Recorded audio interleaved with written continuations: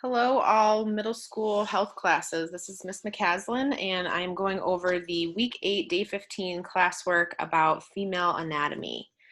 So this is our lesson for today. We logged into Pear Deck. Just a reminder, you can edit and resubmit any assignments as long as it's before the end of marking period 1. There was a group partner challenge during class that you're going to miss, so you can just watch it. And there is homework. There's also classwork. You'll see that on the last slide. There's classwork and homework that's graded. All right, so the first question is, what is the job of the reproductive system? And this was a Pear Deck question for people to answer. Most people said to reproduce, to make babies, to have children. It's kind of right there in the title, reproduce, reproductive. When does the reproductive system mature?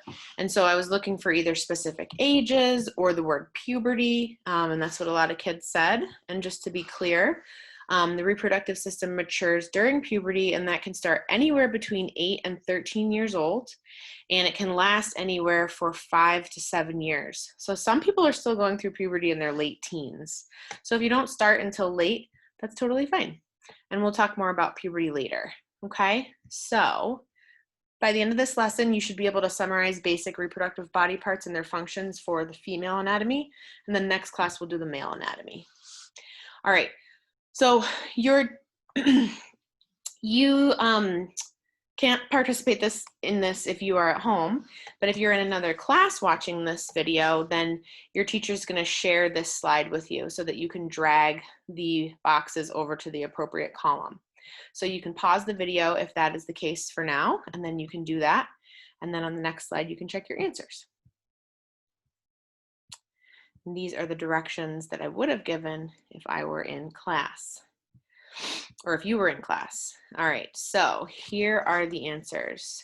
So the female parts are vulva, fallopian tubes, vagina, ovaries, clitoris, cervix, uterus, and labia. The male parts are vas deferens, penis, Cowper's gland, testicle, epididymis, seminal vesicle, scrotum, and prostate gland. The things that both males and females share are pubic hair on the outside of the genitalia, bladder is what holds the urine or pee, and urethra is the tube where the pee comes out. So both males and females have those. All right, and here is a video about female anatomy. So there are some like animated pictures or like cartoon pictures of female anatomy, but just as a warning, so if you're watching this at home with really young kids, just so you know, there's internal and external female anatomy in this video. All right. Just like people's bodies vary in their appearance, people's sexual and reproductive body parts can also look different from person to person. Most people have internal and external reproductive parts. A person who is biologically female will have external parts that include the vulva. The vulva is made up of the pubic mound, the inner and outer lips of the vulva, called the labia, the clitoris, which is a spongy tissue that is very sensitive to touch, and the external openings of the urethra and the vagina. The urethra is the hole through which a person urinates or pees. Behind this is the opening of the vagina. People often use the term vagina for what is actually called the vulva. The vagina is inside the body and is the canal that leads to the uterus. The vaginal canal is usually 3 to 5 inches long and has the ability to stretch and shrink as needed. Only the opening of the vagina can be seen from the outside. Finally, behind the opening to the vagina is the anus. Internally, a person who is biologically female has 2 almond-sized organs called ovaries that contain a lifetime of tiny eggs. Generally once a month, an egg is released by an ovary and travels down the fallopian tubes towards the uterus. The uterus is an amazing organ that has the ability to expand to nurture and grow a fetus if and when the person becomes pregnant. Each month when there is no pregnancy, the uterus sheds its extra lining through the cervix and down the vaginal canal. Wow, our bodies are pretty amazing. Don't forget to take good care of yours so you can stay healthy and happy. Okay, that should do it. That's it. Okay. So that went a little bit fast. Just like people's bodies vary in their appearance. Sorry. Okay. So this picture is the external anatomy. The mons pubis, or the pubic mound, is up here at the top. The vulva, you can see the dotted line, is the entire external anatomy. So like when you're like helping maybe like a really young brother or sister in the bathtub, and you're talking about body parts, and you help them, you know, take a bath, or you're going to the bathroom and you're talking to a younger brother or sister.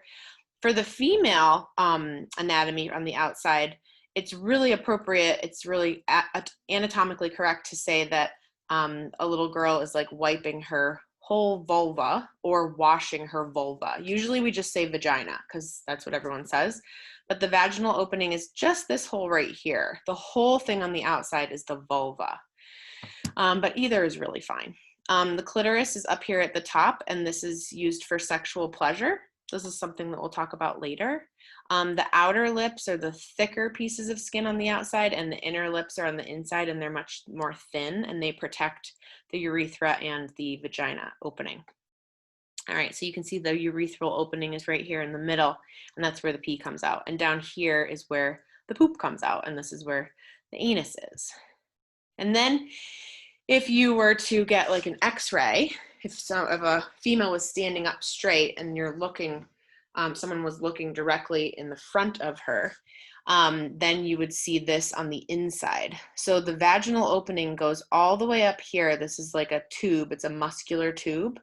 And then at the top of the muscular tube is the cervix, and the cervix is very, very tight. Nothing can get through except for like a few drops of blood during the time that a girl has her period, but that's it.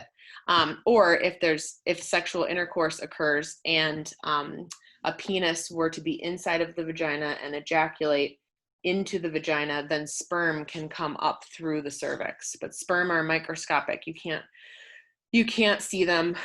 No, they're definitely microscopic. On the other hand, eggs, which are in the ovaries, eggs you can see. They're like as big as like a dot if you made a dot on a piece of paper. But sperm, on the other hand, are microscopic. We'll talk more about that next time we have class. So the cervix is shut really, really, really, really, really, really tight, okay? Or when a person is having a baby, then it opens up. Then this is where like a baby would live for 10 months when a female is pregnant. This is the uterus, and it's shaped like a pear, and it's about the size of a pear. It's really small, or it's about the size of your fist.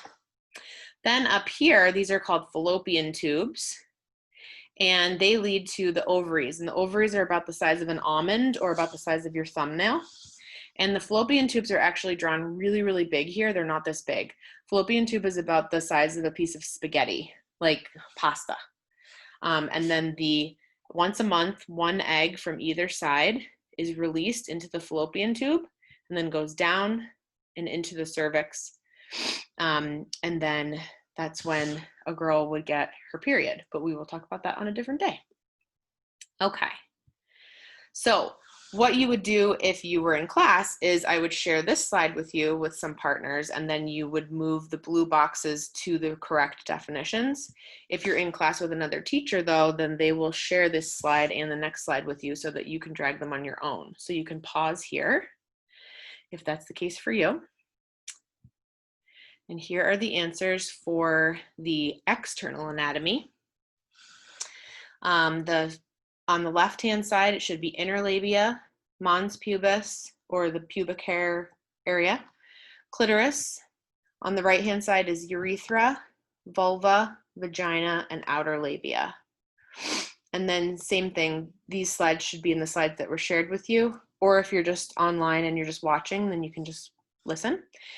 And then these answers for internal anatomy are uterus, ovaries, vagina on the right, cervix below that, and fallopian tubes is at the bottom.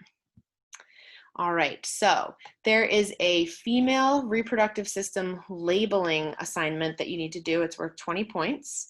And when you're done, hit the turn in button so I know to grade it. And then there's also an exit ticket posted, just a short exit ticket with some questions to see if you're paying attention. So if you have any questions, please email me and I would be happy to help. And that is all. Have a great day.